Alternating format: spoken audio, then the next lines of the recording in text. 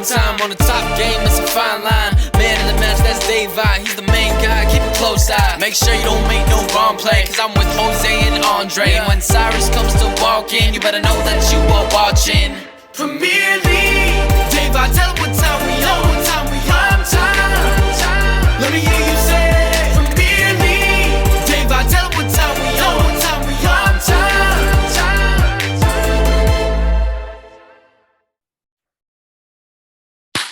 Hello and welcome to Premier League Primetime Season 3, Episode 2.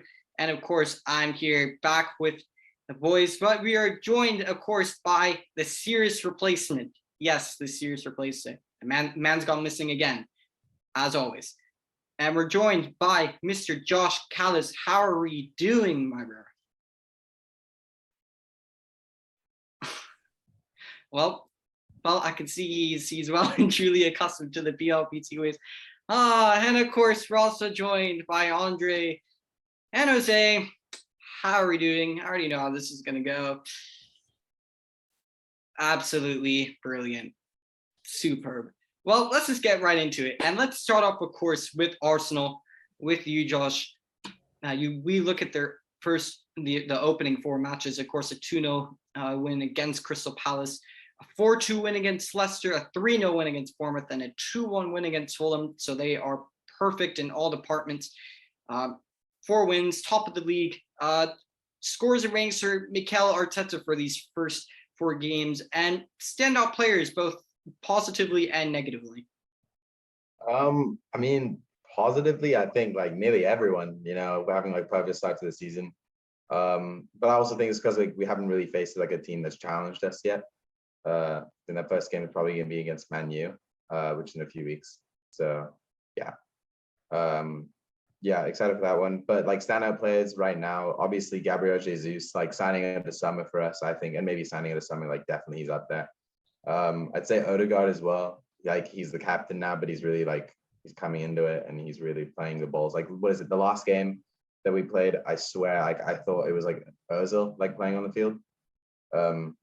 So I like him a lot. Like bad negative players, I don't really see too many. One more positive player that I forgot to mention was Saliba. Just have to say him because I just feel like he's outstanding. Just like he's our best defender, I think, probably. So not too many like bad players I can really say. Nothing really comment on that. I could not have said it better myself. And what score would you give Mikel Arteta and Arsenal so far for these opening 4 games this season? Is this a pretty simple one on the score from 0 to 10? Is this a pretty simple one? I wouldn't. Well, I mean, for the first 4 games of the season, I'd give him a 10 out of 10. I think it's a perfect start. We're playing really well. I think last game did kind of show us that we need Zinchenko and Thomas Partey in the squad though, because it kind of looks like we lack some confidence playing up in the back, like lacking some creativity. But everything right now is looking pretty good. 100%. And before we move to Aston Villa, right? What are just I know you're just touching on your transfer window, of course, with Gabriel Jesus and Saliba coming back and Zinchenko. What are your thoughts on just Arsenal's summer windows so far? Do you still think you need someone more, perhaps another central midfielder, Yuri Tielemans, name which has been mentioned all summer long? Or do you think you're set for the season? Or at least until January? I think, like personally, I don't think we need anyone. I think that's like just up to like Mikel Arteta and like the team if they like want to just bring in someone else as like a role player, like just like keep in like the bench or something. Because I think I like our squad a lot. Anything I would have loved for Arsenal like try and get in the race for Casemiro. I think he would have been really good in our team. 100%. I think Casemiro in any team in the world will fit straight in. And let's just move straight into Aston Villa. Andre, over to you. We look at their first 4 games of the season. Unlike Arsenal, hasn't really gone off to the best starts. Losing 2-0 to Bournemouth on opening day, then winning against Everton by a score 2-1, and then losing away to Crystal Palace and losing to West Ham at home. Scores and ratings for Steven Gerrard for these first 4 games, and standout players both on a positive side and a negative side. Yeah, absolutely. It hasn't been a great start for Villa. I think everyone was hoping they could get a really good start given the signings they've got, and maybe they could aim for a top half finish. So far, they haven't looked that quality side. They still look like a bottom half team. So I think struggles for Gerrard at the beginning, but we'll see what Aston Villa can bring us. In terms of standout players, cannot think. I haven't watched many of their games, to be honest. Yeah, I have nobody. I'm thinking of only of their highlights. I haven't watched a single complete Aston Villa match.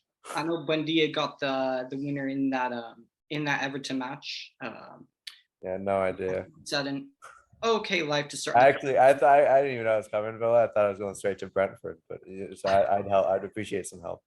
I know Brentford pretty well. I don't know Villa pretty well. Well, any thoughts on Villa from is anyone? I will take that as an absolutely no idea. Well, all Sorry, Villa fans. I just don't think it's good enough. I'm hoping it'll get better. That's what I'll say. Oh wait, I had a being thought on here Villa. doesn't mean much. yes. I had a thought on Villa. What is it? Gary Neville at Valencia had a better record than Steven Gerrard at Aston Oh Villa. yeah, And I'll leave that there. Yeah. yeah. Things do not look very good for Steven Gerrard at the moment. I will say I think John McGinn's been performing well. I think despite the deficiencies in the Aston Villa side, I think he took the captain's armband. Well, Steven Gerrard gave it to him, stripped Tyrone Mings of the captaincy, gave it to John McGinn. I think John McGinn's really growing into a good player at Villa. He's really coming into his own, making that central midfield place and he does it. And in my opinion, I think he does a decent job of really dictating the play and dictating the movement of the ball from the midfield that really goes through him, and then that goes to the front line and the attacker. So I actually think John McGinn's actually been playing fairly well. Is Boubacar or Kamara starting yet or not yet? No, he is. Yeah, he started. Was it yesterday? I think so. Yeah, I think he did start yesterday. Baboucarr Kamara, new signing, coming in was it January? No, it was this summer. No, it was over the summer. Scores. What score would you give Steven Gerrard for this run, Andre? I think they were fortunate to get the result at Everton. I still think I'm going to give them a 4 because we're all hoping Villa can achieve a top half. They have all the facilities to. They have the money. They seem to have promising players. They have an amazing stadium. They have a former player that everyone loves as manager. You'd hope that they can come together, but yeah, so far they haven't looked like the top half side. So I'd give it a 4. That's fair. Next, into Bournemouth, returning to the Premier League. Looking at their first 4 games, a win against Villa, losses against Manchester City, Arsenal, and Liverpool. Jose, thoughts on Bournemouth? Any players that perhaps stand out to you on a positive side or a negative side, and scores and ratings for Scott Parker as well? Yeah, it's looking a bit tough for Bournemouth right now, but they have had. I will give it to them. They have had a tough run of games. The 9-0 is a tough result to take at this point of the season because it's just like, I don't know, you can see it early and then you just kind of give up. You've got Liverpool scoring 8 more goals in the game, so it's a tough one to take for them at the beginning of the season. But I hope they can do better afterwards. In terms of players, I pick out Kiefer Moore. He scored a good goal in the first game of the season when they beat Villa. That was a good result for them, by the way. But other than that, not too much. On a negative side, I mean, you could say maybe Chris Mepham. I know he scored an own goal in the 9-0. Not helping his team much in that one. But overall, it's just their whole team needs to be better. But I think we all have them in the near the bottom of the season, so it's not too unexpected. I worry for Scott Parker as well. I know he didn't do very well with Fulham a couple of years ago, so we'll see how he does.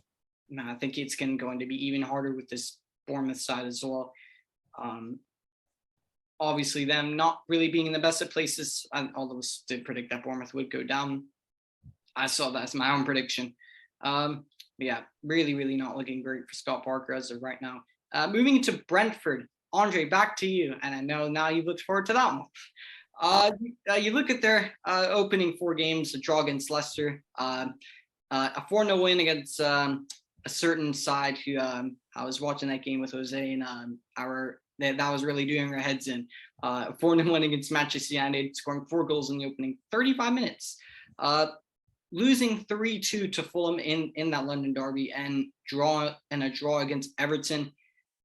Scores and ratings for Brentford and Thomas Frank, and standout players on a positive side and a negative side. Yeah, I think Brentford have started their campaign pretty well. I thought there would be more of a drop off, but there hasn't. They've kept moving forward. Burnley boy Ben Mee has slotted into that team pretty nicely. I think De Silva has been playing very well. Also, he's one to mention. And then their front line, Tony and Bumo, they look lively, and I think they lacked a lot of clinicality last season. But I'm hoping that if Brentford are able to keep going toe to toe with whoever they face, which they have so far, then maybe that clinicality will come. They're looking more and more like a more experienced side. So yeah, Brentford, maybe I'd give them like a 7, and Thomas Frank about the same. Yeah. 100%. I think as well. I think you got to throw in Christian Norgard and Jan Elton Jensen. I think you have to throw in that whole midfield. And I'll go to Jose on this one because we saw for ourselves how good they were. I mean, how good has this Brentford midfield been this season, Jose? I mean, we've seen these 3 stay compact when needed to, and then transition the ball from defense to attack very well. I mean, how good has this Brentford midfield been this season? Keeping out the likes of Onyeka, who's a very good player. Yeah, they played us off the park from minute 1. They dominated that game against us, and I can only commend them for it. I mean, they played really, really well in that game, and I'm looking forward to what they can do this season. 100%. I think everyone can. I look forward to seeing what Brentford can do this season, and I just think everyone else. I feel like Brentford is one of these clubs, right? That I feel like it's really difficult to find any sort of reason to hate, if you know what I'm saying. Like, I feel like you have a manager who's just universally loved by the fan base in Thomas Frank, and I feel like you have a club like Brentford who's just. I feel like you can say they're universally loved by just the entirety of the Premier League in terms of just the fan base and whatnot, other than Fulham supporters. But I get that sort of vibe and rep from Brentford, if you know what I'm saying. But into the next side, of course, a side which I know Josh would know very well from the glory Neal Maupay days, Brighton, of course. Unfortunately, Neal Maupay plays for Everton now, doesn't play for Brighton. But going into Brighton's brilliant start to the season, of course, a 2-1 opening day victory, stroll out Old Trafford, a 2-1 win against Manchester United, a 0-0 draw with Newcastle, and then wins against West Ham and Leeds. Josh, scores for Brighton and Graham Potter for this run of games, and standout players on a negative and positive spectrum. I think I'm gonna give Graham Potter. I'd give him an 8. Brighton, I think they're a decent side, and they come out with like 3 wins and a draw, and they're 4th in the table. That's pretty good for a mid-table team, I think. And I think that Graham Potter is a good manager, and I think that he can really get his players to start firing. Like Trossard, I think beginning of the season has like been really, really phenomenal as well. I think Welbeck, although he's kind of old, he's really good at like hold-up play, especially because he's pretty strong as well. And then as well, Pascal Gross, he's been phenomenal for them as well. Just he's got, I think, 3 goals and I think an assist. He's playing really well. In terms of like transfer business and stuff, I know Brighton made a few signings, but I'm not sure of like who they really are. A lot of them are like young talents who will probably like make some more appearances this season and start to make a reputation for themselves. I think they did some great business in terms of replacing Cucurella. I don't feel like butchering his name, but the left back from who played for Villarreal, they signed him as well. I think that's a brilliant signing. That's a brilliant bit of business. It's a perfect replacement. And he's already started life well in the Premier League. I think Moises Caicedo has been playing very, very well. I've been very impressed with Moises Caicedo. And with Welbeck, against Manchester United, you may as well call him Welbeckdinho because he just morphed into prime R9 against us. Of course, very typical. Next, now into Chelsea. Jose, over to you. We look at Chelsea, right? Won against Everton on opening day. Then, as you and I saw as well, drawing Tottenham at home, losing 3-0 to Leeds, and a 2-1 win against Leicester. Standout players for this Chelsea side. And I'll specifically ask you standout players from that 2-1 win against Leicester. For I know you definitely love a certain player that plays for Chelsea. Are you gonna give him some credit and say Some credit. Sit out at least for the Leicester game? One deflected goal and one tap in, my friend. You gotta That's all- give him that's all he some did. credit though. He got them over the line. Oh, he did well in that game. You got to be in the right place at the right time, at least for their tap in. But I definitely wouldn't name him as one of the bad players. I think he's been probably the best of a very poor bunch of attackers in their team recently. My two negative players were actually going to be Mason Mount and Kai Havertz. I think they've done absolutely jack shit in the past few games, and they need to be called out for, because I think that if Chelsea want to have any shot at top 4 this season, they need to have much better play from their attackers. Good players for them. Reece James has looked good. Koulibaly looked good, other than the red card, obviously. I think he's actually looked really, really good, like one of the top center backs in the league. I would have really liked for us to get him too. But anyways, I would probably give Tuchel something bad because the Leeds loss was bad. Let me look back at their results really quick. I'd probably give him a 6. Now that's I think that they actually played really, really well against Tottenham and were unlucky not to win that game. But yeah. Yeah, I agree. I mean, I don't see any reason to give anything higher than that. Of course, you got to give Raheem Sterling some credit, which a good thing Jose did, because we all know Jose is a huge Raheem Sterling fan. He wanted him at Real Madrid, of course. Thoughts on what would you do if Raheem Sterling had a signed for Real Madrid and they paid that $50 million fee for Raheem Sterling? Well, I don't know, Davis. I don't know what I would do if that happened. Probably some things that comments that should not be said on this channel. And of course, just quickly over to you, Josh. I mean, what are your thoughts on Chelsea's start and Chelsea's business in the window? Of course, they have a few days ago, roughly a week ago, I'd say they confirmed the signing of Wesley Fofana from Leicester. £75 million plus add-ons that could reach £100 million from Leicester. Another Leicester center back going for huge money. We all saw what happened when Leicester sold a center back for big money, because we all know that went very well for the team that bought him. But thoughts on this Wesley Fofana signing? Do you rate it by Chelsea? Do you think this is the right signing, or do you think maybe they could have gotten a better alternative elsewhere?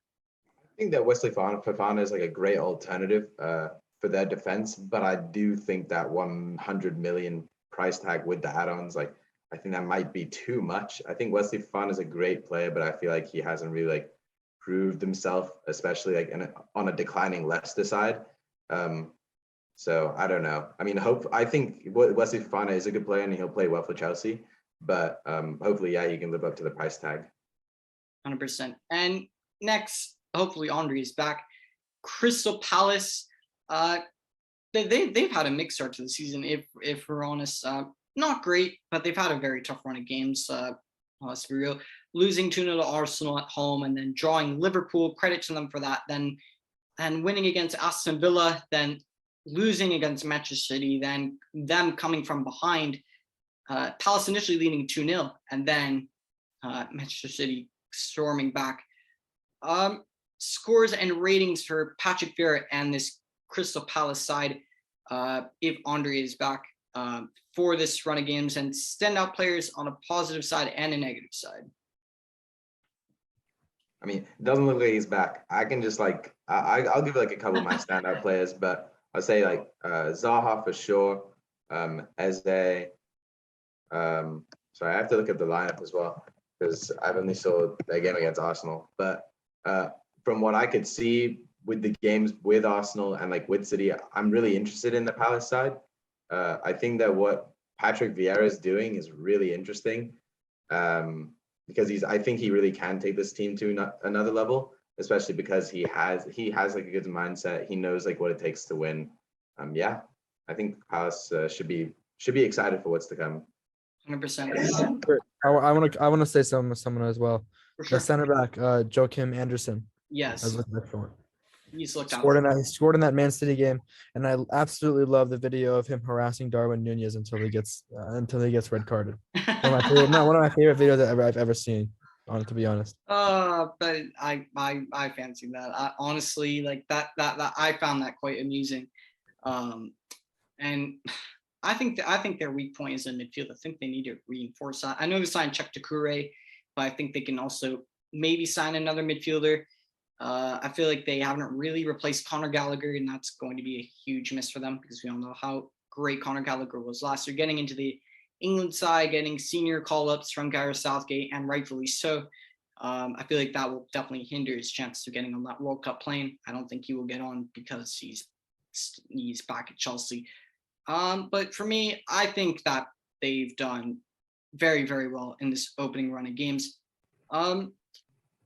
So just quickly review because Andres has gone MIA. Scores and ratings for Patrick Vieira in this run of games. Yeah, I think he's done well. I think that no one really expected him to beat Arsenal and City, who've looked like two of the best teams in the league this season.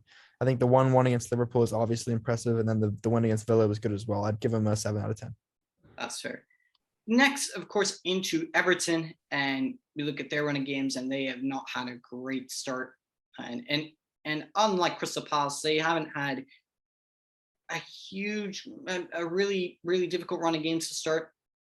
Losing to Chelsea by a goal to 0, losing to Aston Villa, and then draws against Nottingham Forest and Brentford.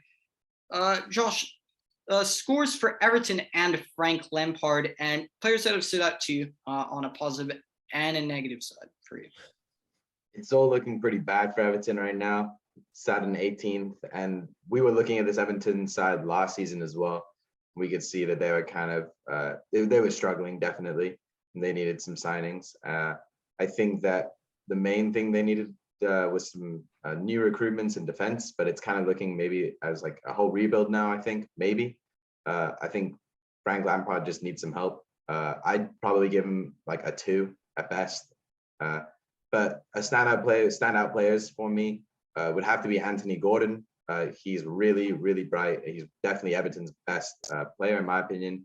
And then as well, like someone like Demarai Gray, who hasn't really kickstarted, but I feel like if he just gets in form, that could be really good for Everton. And DCL, I think he's been injured, and I think that's a real loss for them. But as well, I think it's going to be an even bigger loss because I think he's going to move to a different club, probably in the January transfer window or by the end of this year. I think I think Tarkowski was a good signing. They definitely needed a strong center back. But yeah, right now it's not looking good. And wait, do you know who they play next? Everton play Leeds next away from home, as far as I know. Well, then it's like looking honestly, then it could be worse because I think Leeds at home could do some damage to that Everton side. They definitely can. I think there are a lot of teams in this league that can do damage to that Everton side. I actually think Connor Cody was a good signing for Everton. Oh no, yeah, I meant to say him as well. Yeah, in the system they're playing as well with that back 5 system, I think he slots perfectly into that Everton back line. And I'm not sure if many Everton fans are really convinced by Michael Keane at the moment to be playing for Everton. I could be wrong, but I mean, if I were an Everton supporter, I sure as we would not be convinced by that. But yeah, to be honest with you, Frank Lampard, he has players in. I just feel like now at this point, I think they really need to maximize the signings that they got. Oh, and of course, signing Neil Maupay, of course, a fan favorite of Josh's from his time at Brighton, of course, and a fan favorite of Sirius's as well. But I think a huge player that I think we've definitely missed is Jordan Pickford. I think he's been I think without Pickford, I think Pickford's doing what De Gea did all last season. I think without Jordan Pickford, that side would be conceding at least double the goals that they have had. He's been making some unreal saves, and I think he's been hugely important to this Everton side this year so far. So I have to give him credit for that. Next, into a side who has had a very, very good start to life in the Premier League, coming up from the Championship, Fulham. Draws against Liverpool and Wolves, a win against Brentford, but a loss against Arsenal. Scores and ratings for Marco Silva, Jose, and players that have stood out to you on a positive side and a negative side. Yeah, Fulham have looked absolutely great. I would say immediately you have to mention Mitrovic, who's looked like he's been meant to play in the Premier League for a long time. He looks like I think he bullied Van Dijk. I want to say he bullied Van Dijk for one of his goals against Liverpool. And he just looks like he's way more physical than any of the defenders he's gone up against recently. So credit to them, credit to Fulham, credit to Marco Silva. For a negative, it's honestly hard. I would say Tim Ream maybe looks a bit out of his league in the Premier League. But I mean, are they really going to get rid of their captain? I don't know. Maybe they should, but it is what it is at this point. I think they're looking good. It doesn't look right now like they're going to go down, but we'll see what happens for the rest of the season. Yeah, that's fair. And what score would you give Marco Silva in this Fulham side? 8 out of 10. That's fair. And let's not forget, Jose, that the preseason Pirlo does play for Fulham now. Yeah, he does, and he's been looking like the preseason Pirlo so far this season. To be honest, he's been looking pretty good in the regular season as well, which makes it even better. So forget preseason Pirlo, call him just Brazilian Pirlo instead. In Andreas Pereira, he's really found his own. He's found his inner Ronaldinho in this Fulham side. But to be fair, he's been playing well. I think this Fulham side's been playing very, very, very good football. Rumors suggest that they could be signing Layvin Kurzawa from PSG. Do you think that's a good signing? Yeah, it's a decent signing. I don't really know why they're signing fullbacks. To be honest, I know they have Tete and what's Anthony the other Robinson as well. Anthony Robinson, but the one with the long hair. Bobby D. Cordova-Reed's been playing in a more advanced position. No. The one Mbabu. Don't they have Mbabu? Oh yes, he's a right back. Yeah. I was also going to mention Robinson. I liked Robinson in the Arsenal game. I thought he was bullying Saka for most of the game. But but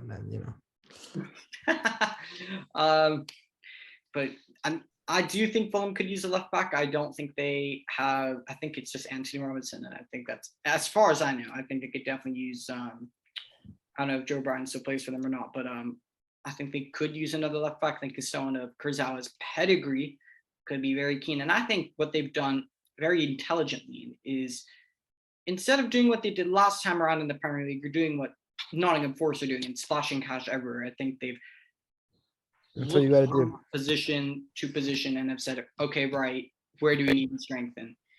Started off in goal. They got Bernd Leno, his form's dropped, but the caliber of a keeper that he is, good signing. They went in and strengthened in midfield. João Palhinha, great player from Sporting Lisbon. They strengthened other areas, like as we mentioned, Mbabu. They've gotten preseason Pirlo, Andreas Pereira in there now in their attack. So I think they've done very well in terms of their transfer window and identifying their needs rather than just putting a blindfold on and just spraying cash everywhere on just whomever they feel like buying. But I think that's a fair rating for Fulham as well. Next, on to Leeds. I don't know if Andre is back or if he's continuing. Yes. Well, he is back. Looking at Leeds and looking at their first 4 games, they've had a decently difficult run of games to start the season. In Chelsea and Brighton, I think those are 2 difficult games. But of course, you have Wolves and Southampton. Not as difficult, still good sides, but not as difficult. They started the season a win against Wolves, a draw against Southampton, a thrashing of Chelsea by a score of 3-0, and a loss to Brighton away from home. Scores and ratings for Jesse Marsch and Leeds, and players that have stood out to you, both from a positive side and a negative side. All 10s, America #1. Yeah, they're doing great. It's definitely the first time in the Prem that I see, definitely an American manager doing well. And then, you have Aronson as a as a consistent starter. I wasn't quite young enough to see like a prime Clint Dempsey or anybody. So yeah, Aronson is a player who really excites me to see what he can do. Leeds look really unified right now. They're a breath of fresh air. I mean, you could argue they look about as good right now as they did as like the beginning stages of Bielsa ball, you know. I think Leeds looking maybe like I would say definitely a top half, but maybe they can aim higher even. So yeah, I have a lot of praise for Leeds. I think what they're doing has been really impressive, because I thought at the end of the Bielsa era they looked very disjointed. So Jesse Marsch has definitely wowed me. I think Rodrigo has been really good for them as well. Yeah, honestly, I think they look really exciting all over the pitch. I'd probably give them like an 8 or a 9 for their start. Yeah, power to Leeds. I'm rooting for them.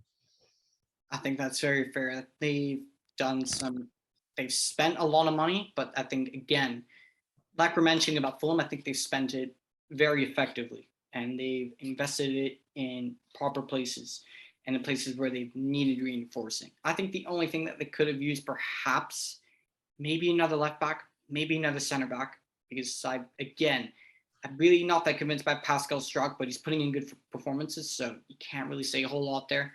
I think another player that we should point out is Jack Harrison. I think he's been performing very well. I think he has a very high work rate, but unlike Dan James, we can see the end product. We can see him putting crosses into the box as well. I think he's been performing very, very well, in my opinion. So shout out to him as well. Next, into Leicester and Josh. They have not had a great start to the season. We look at their first 4 games: a draw against Brentford, losses against Arsenal, Southampton, and Chelsea. Scores and ratings for Brendan Rodgers, and players that have stood out to you both on a positive side and a negative side. Yeah, it's pretty sad to see this Leicester team kind of just fall apart like this. We just said the season's going to get worse with the loss of Fofana at the back, just such a strong defender that they needed. I'd say a bright player that I've seen, Harvey Barnes, scored the goal against Chelsea. It was a really nice finish as well, so I'd give him that. As well, like Jamie Vardy, I think he's always been solid, and James Maddison, like those 3 guys will definitely be putting up some numbers for them. But I definitely think that defense needs work, and I definitely think they need to make some signings in January. Yeah, and I'd give Brendan Rodgers maybe like a 1 or a 2, just because like they're in the bottom of the table. They have 1 point, I think, off a draw. So yeah, they really need to up it up. They really need to like start playing well, because it's not looking good for Brendan Rodgers as well. You know, with form like this, he could be sacked. 100%. And that's a name I think a lot of us actually threw into the sack race of who gets sacked first. I think at the same time we thought that he would get players in, but he hasn't gotten really anyone in. We see more players go out, and Tielemans could be out the door before the end of this month. Who knows? He could be out in the next 2 days. I doubt it. I think he'll run down his contract at Leicester and he'll leave on a free. But who knows? They could lose Tielemans as well. They lost Kasper Schmeichel, never really replaced. They've lost Fofana as far as we've seen. He hasn't really been replaced as well. Rumors are that Jan Bednarek from Southampton has been touted to replace him. Not really the same style of center backs, but that's who Leicester are looking at. But things really aren't looking great for Leicester right now. I'd throw in Kieran Dewsbury Hall. I think he's been another bright one. Who's been looking all right as well in that midfield. I think in terms of players who've been poor, I think we have to throw in Iheanacho. I think we saw from a couple seasons ago towards the end, he was a bargain to pick up on fantasy, that's for sure. I think I was one of the first to pick him up. Was scoring goals all over the place towards the end of, I think it was, as I mentioned, 2 seasons ago, but he hasn't really picked up from that. I don't know where Patson Daka is, whether he's been injured or whether he hasn't been preferred or fancied by Rodgers at the moment. He hasn't been really seen as well. So it's looking a bit peak for Leicester, but hopefully they can turn themselves around. Next is Davis. Liverpool. Yes, Andre. You mentioned fantasy. Does that mean you're interested in fantasy Premier League for this season also? Possibly, potentially. We should probably make it now then, because I've already had my team, and you've been delaying, doing it this year. So. Well, to be honest with you, Davis, why do you always delay your fantasy? It's like it's almost like you finished last in the past two seasons. Well, that's to be asked of Sirius, because of course Sirius never did his forfeit when he was actually supposed to. Oh my God. Because Davis in fantasy is fun because at the end of the game week you can see what transfers people made, and what Davis does is he just doubts himself like way too heavily, and he makes like 11 transfers in like one game. He's like, I'm doing everything wrong. Everything. And then he does really well in the next match week, but it's like minus 40 points, so you never see him do well.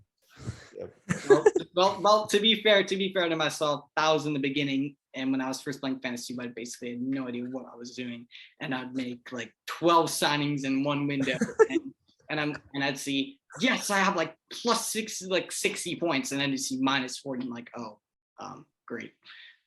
So, but yeah, for fantasy, if we're doing a forfeit at the end of it, Sirius needs to have a conversation. But into Liverpool next. Their season hasn't really been that great as well by their standards, if we're honest with you. Look at, they drew against Fulham, draws against Fulham, Crystal Palace, a loss against Manchester United at Old Trafford, which that's probably my favorite game this season, I'm not going to lie. And of course that 9-0 win against the mighty Bournemouth. Jose, scores and ratings for Jurgen Klopp for this run of games, and players that have stood out to you both on the positive side and the negative side. Yeah, they've been so bad, and I've been loving it. They're the only top 6 side that I can laugh at, and I really appreciate them for that. So I would say negatives, their whole team has been so bad. Really? Particularly Trent. I think he's been absolutely awful in these past few games. He doesn't know how to defend. You should get him off the field. I think Van Dijk has also been shit. He's been bullied by Mitrovic and Rashford, and he was absolutely obliterated by Jadon Sancho. I don't know if you guys saw that picture of him where he may have thought that his aura was gonna stop the ball, the shot from Sancho, because he was just standing there with his arms behind his back, acting like he's Sergio Ramos when he's doing absolutely fuck all. So I don't know. I really enjoyed Liverpool being so bad, apart from the 9-0, obviously. The only player I could say who's been good for more than one game this season so far for them is Luis Diaz. I think he scored a great goal in that draw. And then I think he also played well, obviously, in the 9-0. So I would give him the star player award for Liverpool. Yeah. And then ratings for Jurgen Klopp, I'd give him a 2 out of 10. Yeah, and the commentators will make excuses for them, like, oh, they missed Thiago, because he's not playing, but like he isn't even that good. You know what I mean? They should be way better. Like they need to be. The results will come, but Van Dijk has definitely like made me angry with how bad he is. By the way, I just will say that before the season started, I said that Liverpool would start very slow. So just saying. Another Jose masterclass on that one. Yeah. Exactly. But of course, they have plenty of injuries. They're missing the likes of Jota. It's not an excuse. No, they're missing only Thiago. He's the only good player that they're missing. You can't tell me anyone else is good that is missing for them. I think Konate is an excellent player. I rate Konate. I think he's a good center back. Oh my word. Phil Matip is out as well. They won the Champions League with Lovren next to Van Dijk. I thought Gomez was the one who's playing next to. It was Lovren. I remember him and Modric hugging in the final when we smacked them 3-1. But yeah, that's sure. I mean, they have looked horrendous. Of course, they're missing Nunez. They're missing Diogo Jota. I think another player I think we have to point out, a very bright spark, is Harvey Elliott. I think he performed well against Manchester United. I think he's one of the only players that really gave me any sort of cold sweats, and I think he performed very well against Bournemouth. But then again, he was awful against us, so it doesn't matter. I actually thought he was all right against us. I didn't think he was very good in that game. No, that's fair. he's a young kid with a lot of potential, and I think he's a player that will grow. But I don't think playing alongside Henderson and Milner is going to do him any favors. Next, Manchester City, and they've been perfect except in that 3-3 draw against Newcastle, wins against West Ham and Bournemouth and Crystal Palace. That Crystal Palace game coming from behind. Scores and ratings for Manchester City and Pep Guardiola, Andre, and players that have stood out to you on a positive and a negative side. Yes. Holland, right? He's the one that first comes to mind now when I think of City. Yeah, he's adjusted to the league. Oh, okay. I think he's still adjusting to City's playing style, but he's still doing a job in the league so far. Obviously, hat trick at the weekend already. Yeah, I think City, they've picked up where they left off, I guess you could say. If not, they're outdoing themselves. They're doing better. And I think Arsenal and City honestly look a bit like a step above everybody else. I think Tottenham is like a weird midway, slightly below them, and then the rest of the league is kind of in its own era. But Arsenal and City have looked like the strongest starts to the league so far. I guess just because it's City, I'll go like an 8, just because Arsenal are 4 wins. City, you expect that from City. They're at 3 wins right now. But yeah, I'll give them like an 8. That's fair.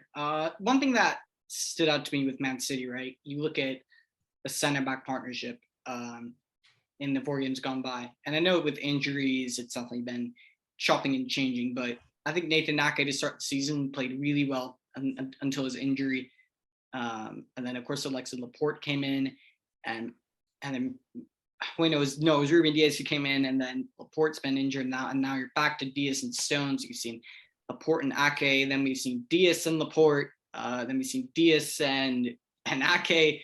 There's been a lot of different center back partnerships, and I think when you're Pep Guardiola and you look at that, you have a lot of options, and I think that with the games played, I think he sort of has to look at that and decide, when of course they're all fully fit, who is the best center back partnership that I have in terms of complements, in terms of who complements each other the best, in regards to ability, in regards to chemistry, and the best at executing the system that Pep Guardiola wants to play, which is playing the ball out the back, which all of them are very, very, very well esteemed at doing so. Otherwise, you would not be in that Pep Guardiola Manchester City side. But that's a fair rating to give to City. And next, one last point. There have been a few rumors around Bernardo Silva. Mm-hmm. Do we think City can afford to lose him? Like, will they be okay? Oh, No. No. I think he is. he's the second best player in their team, I behind Kevin De Bruyne. I think that he is a crucial part of that Manchester City side. Actually, as good as Kevin De Bruyne was last season, I gave Manchester City's Player of the Year to Bernardo. I think he was by far more consistent. As good as Kevin De Bruyne is, I felt like he really came to De Bruyne. Really, he had a large patch when he was very average by his standards, by Kevin De Bruyne's standards, which are extremely high. But I think Bernardo had done such a good job in terms of carrying that side, in terms of transitioning from defense to attack, to creating opportunities, to scoring goals. I mean, he was doing it all.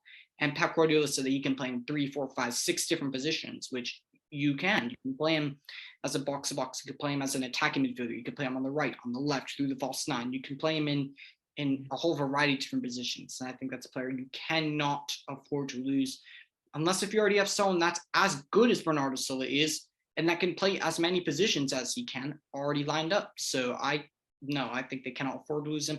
Plus, Barcelona don't have the cash.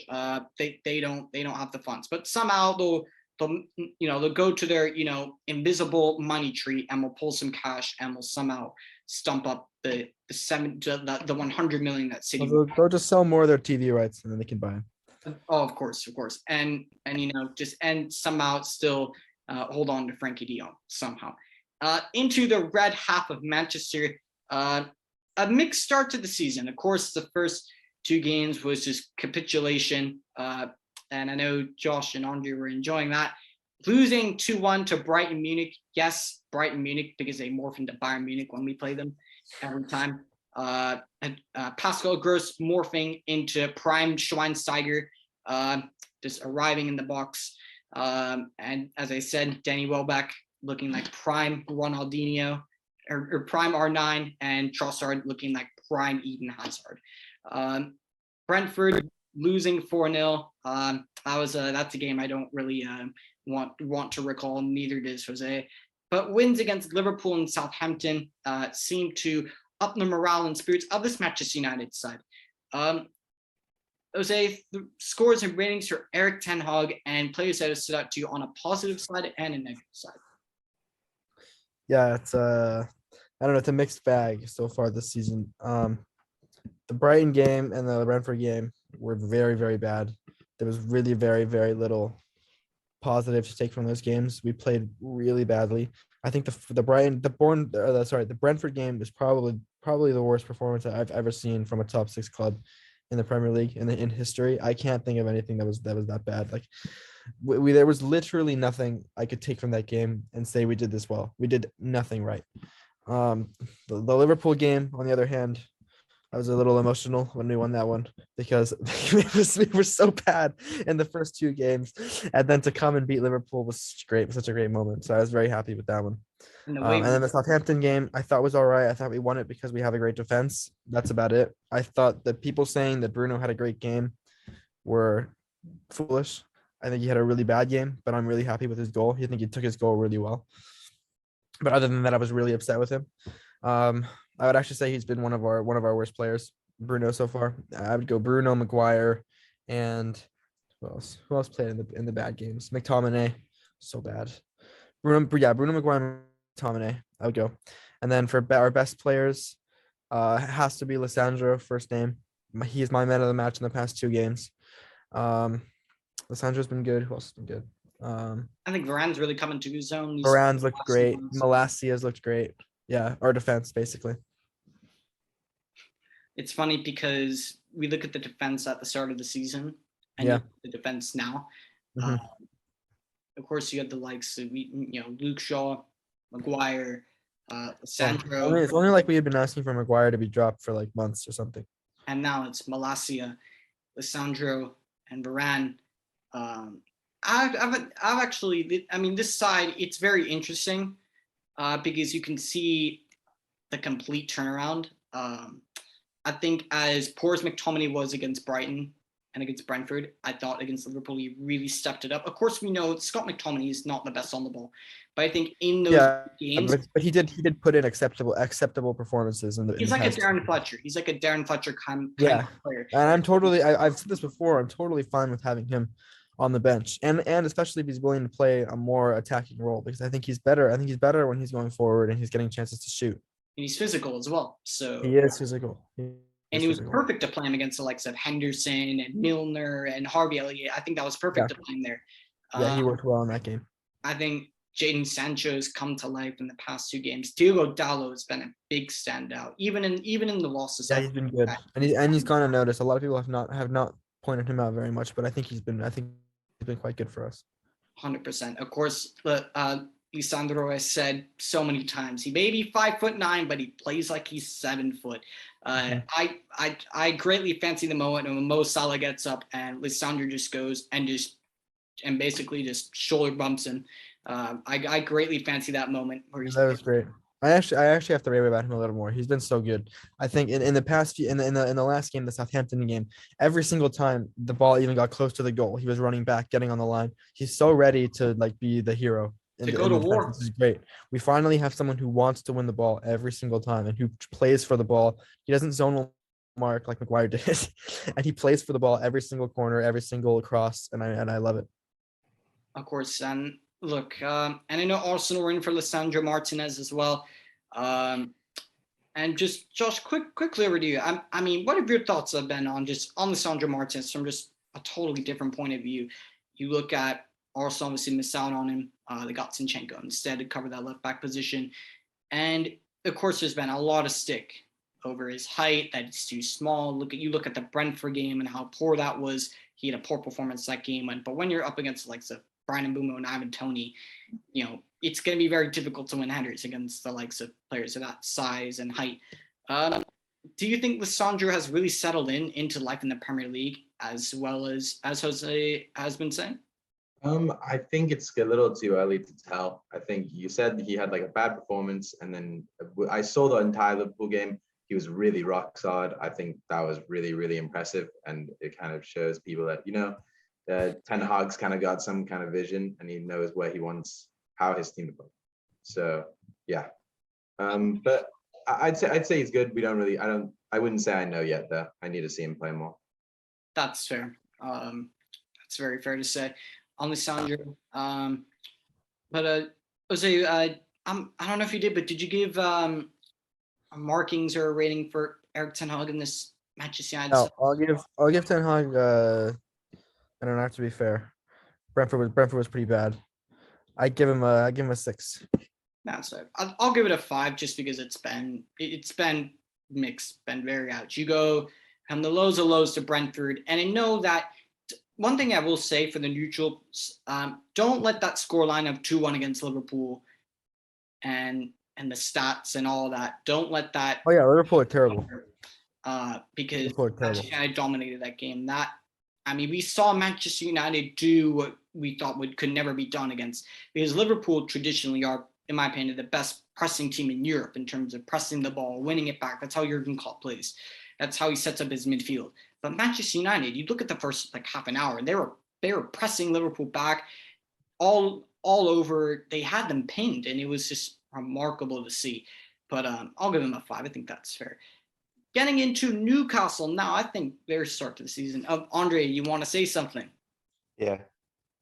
I'm being completely honest when I say this. Okay. Okay, go for it. I think 5 aerial duel battle 50-50s between Lissandro and Ben Davies. I think Ben Davies wins 4 of them. Well, it'll be something interesting to see. I don't know the exact height of Ben Davies, but he's 5'11", but his aerial duel record is very good. That's one of the things he's good at is winning. I believe Lissandro has 100% record in the Premier League so far of Yes. aerial duels. Of aerial duels won. Didn't he get mossed by someone in one of the first By Ben games? Mee? No, that doesn't count because he wasn't actually going for it. He just fell back into the goal. I don't know. I don't know. That sounds like excuses. Hey, not my rules. Not my rules. It's the Premier League. into the next side, Josh, we have Newcastle now. Their start to the season's been quite interesting. Winning 2-0 at home against Nottingham Forest and then draws against Brighton, Manchester City, and Wolves. Scores and ratings for Eddie Howe in this Newcastle side, and players have stood out to on a negative and positive side. I think Newcastle's a side that's really on the come up, after the whole takeover and everything as well. They may have drawn their past 3 games, but one of them, City, a draw against City, I'd happily take that result if you're Newcastle. And then the 2 other ones, it's the 0-0 is fine. Alain Saint-Maximin did score that match equalizer, which was phenomenal, and he is single-handedly the best player in that side. I think he could easily be playing for another top team. But as well, you look at the business that Newcastle's been doing, with the signing of Isak, who I'm really excited to see him play in the Premier League. But as well, Nick Pope, Trippier. I think I like Bruno Guimaraes. Yeah, Bruno Guimaraes, Matt Target as well. Just a lot of great business from Newcastle. I think 4 games, they've drawn 3, like I said. I just don't think that's how you should judge them. I think they're going to be a real force to be reckoned with there. 100%. Alain Saint-Maximin, he's talking of that his goal in mind is to get on that World Cup plane. I think if he keeps up performances like that, I think Didier Deschamps has to take a look at him. He's a great player. The stats don't obviously tell the whole story. The stats will say otherwise, but he's been the best player on that side since coming in from from Nice. He's been utterly phenomenal. I think Joe Linton still looks like he's getting better and better. Mhm. One thing I will say for Newcastle, if you're up against Manchester United, just make sure you have the long stops playing because they will turn into prime Scholes and Gerrard because they do every time. And I know Jose can vouch for me on that one, on the long stops, of course. But what score would you give Eddie Howe? And do you think Eddie Howe was the right appointment for this Newcastle side? Honestly, I don't think so. I think he's not the best because I think that he's been just managing like the clubs that he's managed have been like small clubs. I think that for like this whole takeover like deal, Newcastle should sign a manager who has some experience of winning like some real big major trophies. Because with the money they have, the possibilities are endless, you know. But I think Eddie Howe, he's doing okay. So I'd still give him a 6. You know, not too good, but not too bad. I think they're definitely going to win some more games coming up, though. That's fair. That's very fair. Next into Nottingham Forest, and their league start hasn't looked great, but first time back in the Premier League since 1999. Taking a look at their games, Jose, they're losing 2-0 against Newcastle, as we just mentioned a minute ago. A win against West Ham, a draw against Everton, and a loss against Tottenham. Scores and ratings for Steve Cooper and Nottingham Forest, and players have said too, both on a positive side and a negative side.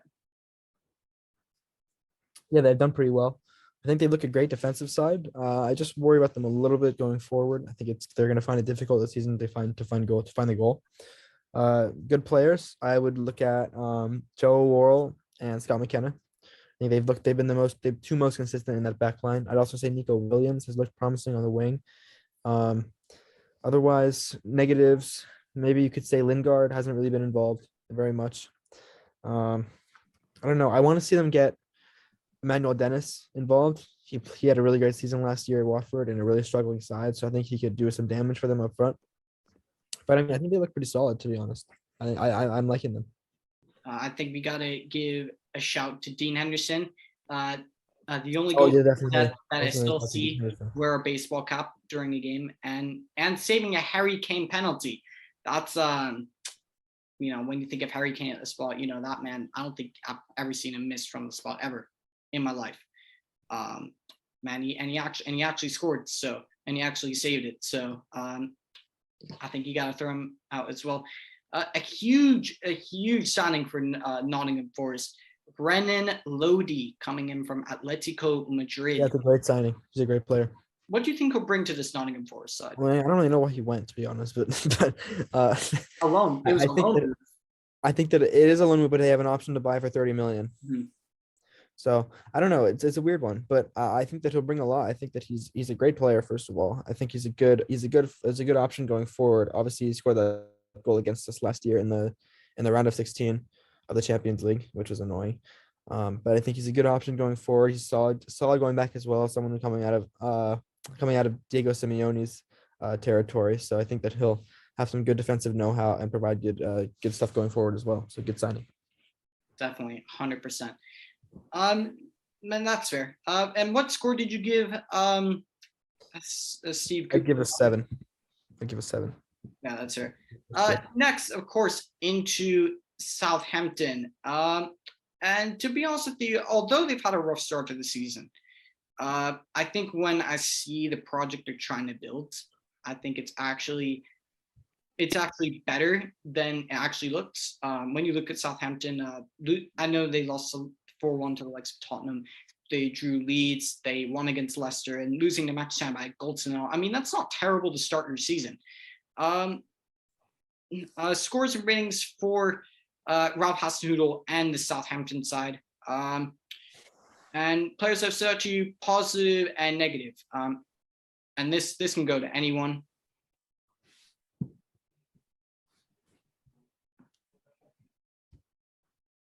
Well, I guess not. Well, for me, I think the goalkeeper that they signed I think he's a very good young goalkeeper. Yeah, he looked good against us. He looked very good. I forgot the name of it slipped through my mind. I think the young midfielder from Manchester City that they signed, Lavia. I think he looks a player. I definitely like this strategy that that Southampton are doing in terms of building for the future. You know, taking young players from top clubs and trying to develop them into their own players. I think we've got to say Shea Adams. He scored a brace in that which game was it? The Leicester game? The Leicester game, I think. Yeah, and he looked kind of menacing against us. I'm not gonna lie. So I'd name him. The volley he scored was super nice. Yeah, it was. That was a brilliant volley. I would say Adams as well. James Ward-Prowse scored a brilliant goal against Tottenham. But James Ward-Prowse is basically ever present in that team. Kyle Walker-Peters as well. Salisu, great promising center back. And what score do you think would be justifiable for the Southampton side given their run of games? 5. That's fair. And next into Tottenham Hotspur. Andre, I know you've been waiting for this one. A win against Southampton, as we just mentioned, a draw against Chelsea, a win against Wolves, and a win against Nottingham Forest. Scores and ratings for Antonio Conte and this Tottenham side, and players that have stood out to you from a positive and a negative side. Yeah, I think I'd probably give Conte like a 9 for a start. Yeah, I don't really have much to complain about. It's been really brilliant. It's still, I mean, very exciting times for us right now. Yeah, I'm all I can say is that I'm very excited for every game that we've played, and I didn't feel that way maybe under a couple of the last managers that we've had. So yeah, Conte ball it's working right now. Our away games, you know, we do go back a bit defensively. Obviously, you look at Chelsea, and then even recently with Nottingham when we gave them so much possession, but that man is getting results. So I don't have much to complain about. Richarlison looks like the man. I mean, he's a super sub now. It's like, when Lamela left, I was scared that we would lose some of the passion. But guys like Romero, Richarlison, I mean, the man is gone, but not the idea. That's what I'll say. So everyone's playing very well. The only thing is we made a lot of signings. I'm kind of waiting for like maybe some sort of creative midfielder. Would be ideal for me, but yeah, not much to complain about, truly. Well done, Tottenham. Can't wait to keep the season going. Give us like an 8, 9. That's fair. And just a question, just for everyone. This is a question for everyone. Who do you think would win in a boxing match, Thomas Tuchel or Antonio Conte?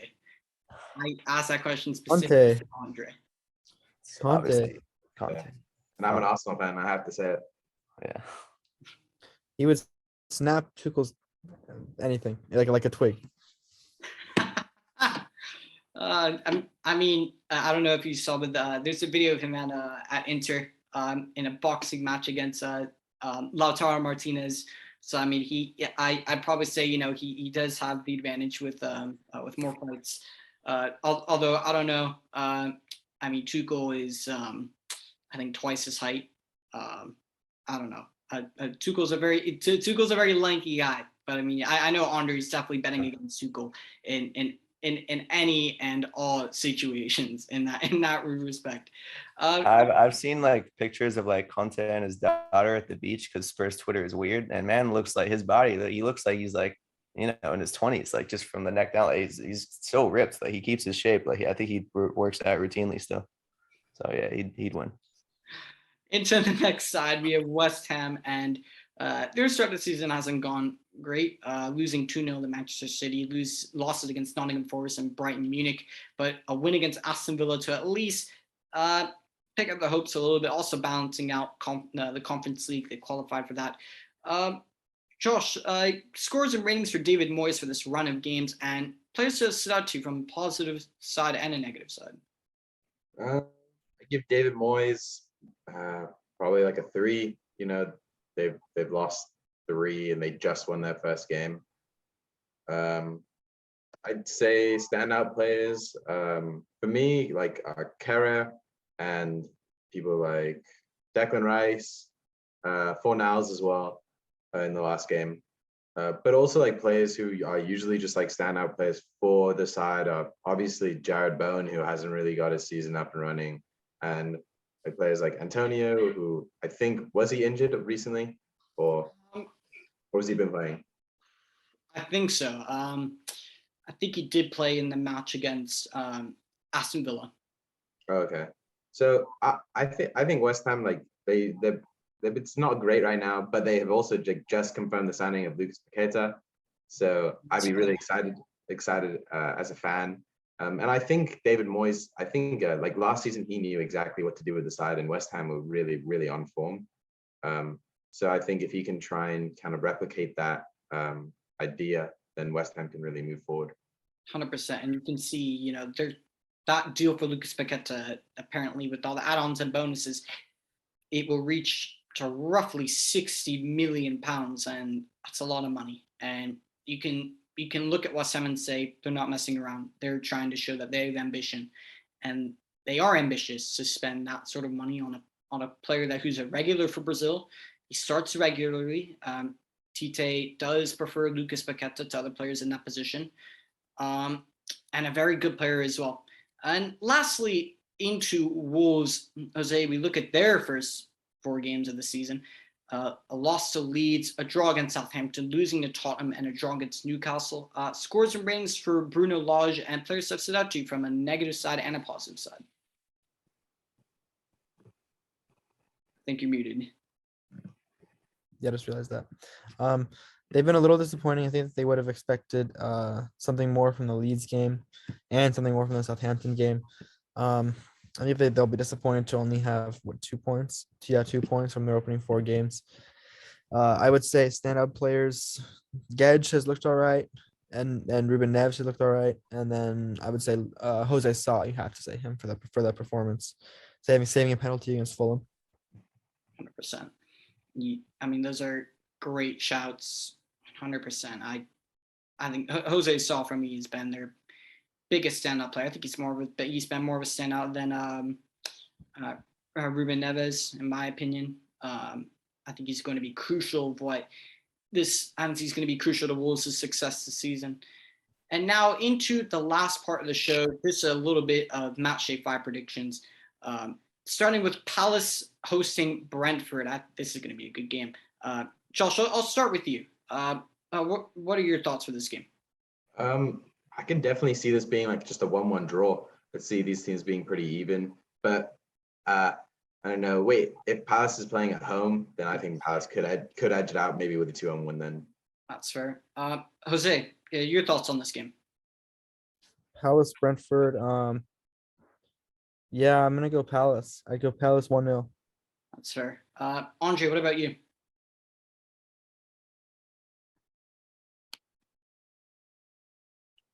Well, I'm here. My bad. God, there's so much stuff to do. All right. The match was Palace and Brentford, right? Palace at home. Yeah. Okay. Yeah, I think Palace are a really strong team at home. I think they'll restrict Brentford. I'll go for a 1-1. Fair. Next, Fulham hosting Brighton. I think again another good matchup in terms of where these two teams stand now after 4 games. Thoughts on this match, Josh? I take Brighton in this game. I think I'm just going to put like a 1-0. So I think Fulham's good. They're not terrible, but I think Brighton will probably they'll edge it out. All right. Jose, what are we saying? I also had 1-0 Brighton. And Andre? 2-1 Brighton. Southampton hosting Chelsea. Josh, what are we saying? I'm gonna go 2-0 Chelsea. That's fair. Jose, over to you. Sterling hat-trick incoming? No, 1-1. 1-1 Chelsea. 1-1. Will Sterling score that equalizer? If he does, it'll be jammy. And Andre, over to you. 2-0 Chelsea. All right. Leeds hosting Everton at Ellen Road. Josh, what are we saying? I'm gonna go with a 2-1 Leeds. Jose? I'm actually gonna say Everton. I think that they need their first win and they're gonna try to get in this game. And what scoreline are we saying for this? 1-0, sorry. Sorry. Andre, what about you? I'm gonna go 2-1 Leeds. That's fair. Bournemouth hosting Wolves. Josh? I'm gonna give it to Wolves. I'll go 2-0 Wolves. All right. Jose, what about you? I'm also gonna give it to Wolves. I'll say 2-1. And Andre? Yeah, same as today. 2-1 Wolves. Manchester City hosting Nottingham Forest at home. Josh, is this one pretty straightforward? 4-0. That's mine for Man City. Didn't even need to I ask. think yeah. Forest. I think Forest are better defensively than that. I'd say 2-0. 2-0 Man City. All right. Andre, what about you? Yeah, I'm gonna go 3-1 City. All right. Arsenal hosting Aston Villa. Josh, will your boys get the W? I do think so. I think we'll get the 2-0 W. It's fair. Jose? Yeah, I'm more confident than Josh. I'd say 3-0 Arsenal. So this should be easy for them. All right. And Andre, last of you. Yeah, I think Arsenal have the tools to hurt Villa where they're vulnerable. So yeah, I go 3-0. All right. Next, a London derby. North London versus West London. West Ham hosting Tottenham. And Josh, I'll start with you. I take Spurs to win the game. But I think Spurs could also like wreak havoc. So I'm gonna go 3-1. Jose, what are we saying? I'm gonna go 2-2. That's very interesting. And Andre, will your boys get the W? Yeah, I think it'll be like another Conte away game. Shut them out at the back, counterattack, and just destroy West Ham. So yeah, I think it'll be another 2-0. All right. Liverpool hosting Newcastle. I think this game is going to be far more interesting than people think it will be. I don't know if Alexander Isak is available, but let's assume that he is. What are we saying for this game? I'd give it 2-1 to Liverpool. 2-1. I have the exact same. Andre? It's a tough one. I think Newcastle will put up a lot of fight. I'm gonna go for a 2-2 draw. Another draw for Liverpool. That's fair. And last but not least, Leicester hosting Manchester United at the King Power to end off match day 5. What are we saying? Josh, we'll start with you. I'm feeling the Manchester United comeback. Like they're gonna start winning some games. So I'm seeing like a good 2-0 win. All right, Jose. I would hope so. I'm not very confident in this game. I think that Leicester need points desperately. I'm gonna say 1-1. All right, and Andre, what about you? Yeah, I mean you're looking at the current worst team in the league, and then Leicester. So I think United will. I think United will get the win. I'll go 1-0. That's right. And there you have it. There is your season 3, episode 2 of Premier League Primetime. Hope you enjoyed this one. Thank you so much for your time watching this, and let us know in the comments down below what are your thoughts on the topics that have been in store in this feature of Premier League Primetime in the comments down below. Smash like on the video and subscribe to the channel, and be sure to check out our other platforms on Instagram, Spotify, and Apple Podcasts. And wherever you are watching this in the world, we hope you have an absolutely fantastic day / evening.